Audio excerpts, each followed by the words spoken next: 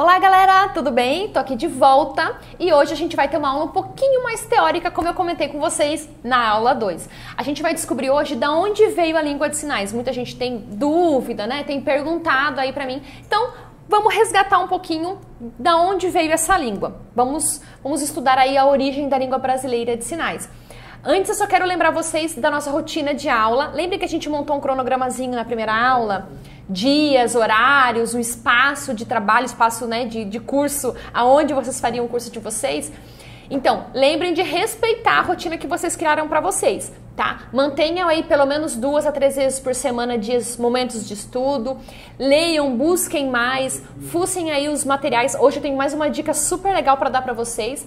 Então, estudem os conteúdos, pelo menos, né? Os básicos aí que eu passo para vocês. Se não tem tempo pro extra, não tem problema. Acompanhando pelo menos os conteúdos que eu tenho passado nos vídeos e nos e-books, é fundamental e a gente vai crescer juntos aí, né, nessa nossa aula, ok?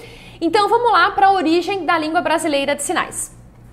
Acompanhe aqui comigo sobre o primeiro registro. Vamos lá, o primeiro registro de alguma língua de sinais foi feito na Espanha por um monge beneditino, Pedro Ponce de León. Na Espanha, esse monge usava, na verdade, um alfabeto que é como o que a gente aprendeu, não é o mesmo, né? É um alfabeto espanhol, mas era como aquele ali, um alfabeto, e ele usava para alfabetizar, na verdade, alguns surdos de famílias nobres aí. Então eles não usavam para comunicação, era basicamente para ensinar o espanhol. E também ele tinha algumas técnicas para o oralismo, como a gente chama, né? Para os surdos falarem, conseguirem de repente ouvir, tentar ouvir claramente alguns fonemas ou fazer uma leitura labial. Claro que na época não se chamava assim, mas era o princípio aí, na verdade, de uma fonoaudiologia, né? De oralizar, de compreender. Ele usava ervas, depois se desenvolveu alguns tipos de aparelhos. O foco era a normalidade aí do surdo, que o surdo conseguisse atingir a forma de comunicação na época, que era principalmente por carta, né?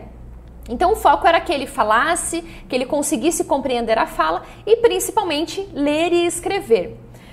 Mas então não era utilizado ainda como um meio de comunicação. Eu deixei no slide para vocês como era mais ou menos o alfabeto da época, isso aí é o que se resgatou, né?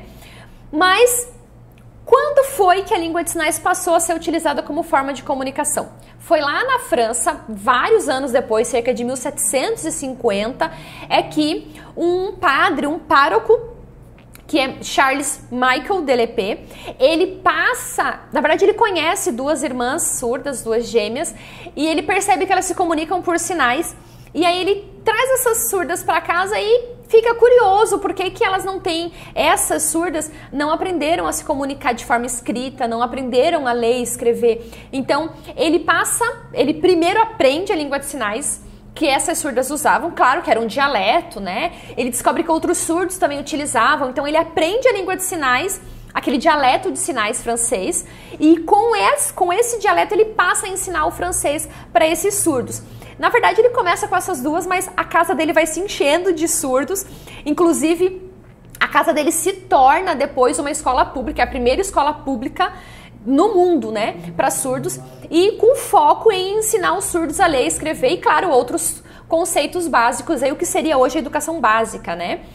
Mas como que ele dá conta de tudo sozinho? Porque isso vai crescendo muito rápido, tinha 70 surdos na casa dele, daqui a pouco já tinha muito mais. Ele ensina alguns surdos, primeiro ele aprendeu, né? Então ele aprendeu a língua de sinais que os surdos utilizavam. Com essa língua ele ensina os conceitos básicos da matemática, da língua francesa e assim por diante. E aí os surdos que já são alfabetizados passam a ensinar os demais. Então a casa do Lespée se tornou uma escola. E esses professores ensinam, esses professores surdos, né? Ensinam então os recém-chegados que se tornam novos ensinadores e assim vai. E essa língua de sinais vai se difundindo, tanto ali na França, em Paris, em toda a França, como pelo mundo. Então, depois disso, inclusive, mais pra frente no slide a gente vai ver, em 1855 isso chega no Brasil. Um pouquinho antes foi para os Estados Unidos. Quer dizer, vários países vão resgatando essa forma de ensino, né? O Lespée publicou um livro vocês vão encontrar até na internet, se pesquisarem, mas claro, todo em francês, né? A verdadeira forma de ensinar os surdos. Por que ele chama da verdadeira forma de ensinar os surdos? Porque essa língua de sinais, ela competia na época com aquela forma de comunicação que foi iniciada na Espanha, que era o oralismo. Então existia uma frente aí de ensino para surdos que focava em que o surdo aprendesse a falar, aprendesse a compreender a fala e só usasse alguns gestos para ler e escrever, né, para aprendizagem da língua em si. Então não era uma forma de comunicação, não era um idioma utilizado por esse povo. E inclusive, essa forma de comunicação era cobrada, né? Existia um custo para você ensinar seus filhos, por exemplo, por essa metodologia. E tinha a escola pública, que era com o uso da língua de sinais francesa, mas que não tinha custo, era gratuito. Essa competição criou uma rixa. E em 1880 foi organizado um congresso, onde foi apresentado, principalmente pelos registros históricos, os malefícios do uso da língua de sinais.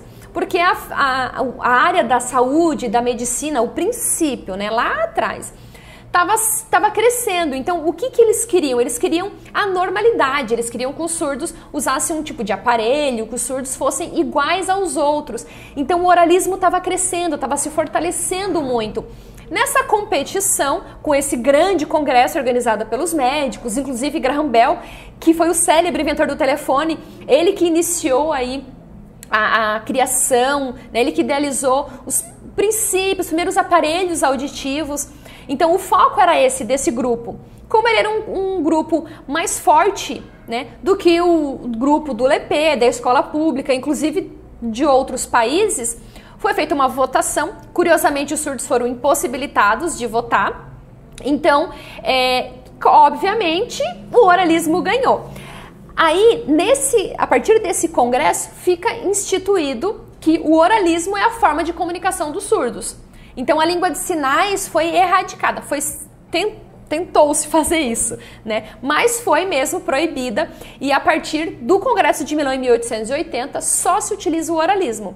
As escolas onde estavam instituída a língua de sinais, né? A metodologia do LEP, ela foi tirada de cena. E só depois de quase 100 anos, um linguista, um pesquisador chamado William Stockwell, nos Estados Unidos, ele que trabalhava, ele que fazia pesquisa na instituição do professor que tinha ido para lá, um professor que era da escola de LEP, foi para os Estados Unidos, fundou a escola de surdos.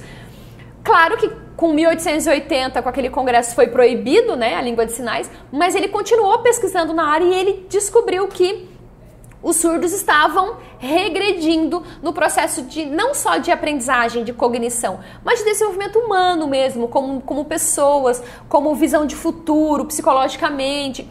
Então, com as pesquisas dele, a gente retorna a utilizar a língua de sinais, porque ele comprovou que a partir da língua de sinais, o surdo realmente aprende e se identifica como sujeito. Eu deixei para vocês o alfabeto da língua americana de sinais também, vocês vão perceber uma familiaridade. Se vocês compararem a da Libras com a espanhola e agora a norte-americana, vocês vão ver que tem bastante proximidade, porque elas têm aí o mesmo princípio, né? Mas basicamente essa é a história da Libras no mundo. No Brasil, ela chegou um pouco antes do Congresso de Milão. Ela chegou, tá aí no slide, em 1855. Na verdade, o Instituto Nacional de Surdos, que o sinal é assim, vou mostrar para vocês o sinal de instituto, ele é feito assim. Esse é o INES, é o Instituto Nacional de Educação para Surdos. Tinha outro nome na época, né? Mas depois de mudanças aí de nome, nomenclatura na área da surdez, passa então a ser INES, Instituto Nacional de Surdos. Esse instituto, ele foi fundado no dia 26 de setembro. Por isso, inclusive, que no dia 26 de setembro até hoje, a gente comemora o Dia Nacional dos Surdos. Na verdade, a semana toda é comemorada, a gente vai ver um pouquinho disso mais adiante. Mas é porque marcou a história do Brasil, né? Essa data foi a data em que se fundou, então, a primeira instituição para surdos no Brasil.